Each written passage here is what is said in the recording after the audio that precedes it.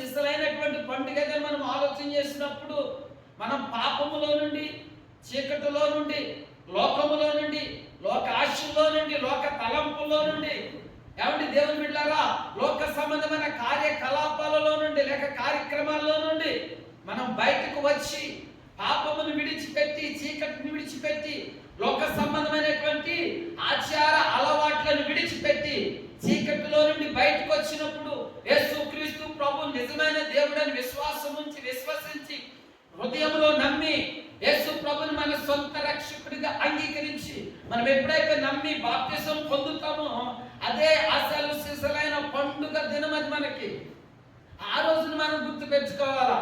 పెళ్లి రోజు గుర్తు కాదండి, పుట్టినరోజు గుర్తు కాదండి.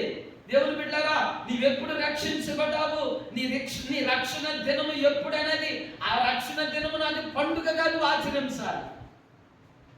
దాన్ని నీవు భయముతోను భక్తితోను ఆచరించినప్పుడు, ప్రార్థనాపూర్వకంగా ఆచరించినప్పుడు అసలు సిసలైన దేవుని కుమారుడు కుమార్తె అవుతావు. ఎప్పుడని చెప్పడమ్మా? నీ రక్షణ దినమును గుర్తు పెంచుకోవాలా. మనందరము యేసుక్రీస్తు ప్రభు పుట్టినరోజుని ఎలాగ మనం సంతోషంగా ఆనందంగా జరుపుకుంటున్నామో అలాగే యేసు ప్రభు రాకడ కొరకు కూడా మనం ఎదురు చూస్తూ ఉన్నాం. యేసు ప్రభు రాకడ కొరకు ఎందుకు ఎదురు చూస్తున్నామంటే ఆయన రాజులకు రాజుగా, ప్రభువులకు ప్రభుగా రాబోతున్నాడు.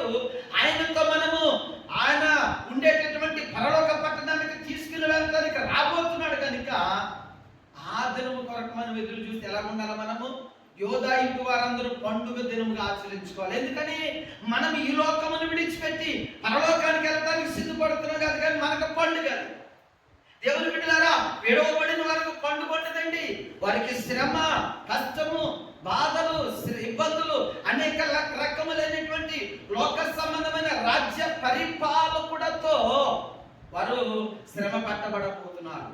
మనం ఎప్పుడైతే ప్రభు సన్నిధికి వెళ్ళడానికి సిద్ధముగా ఉంటామో అది మనకు పండుగ దినం. అందుకనే యోగా ఇంటి వారికి ఏంటంటే చెప్పడమ్మా, పండగ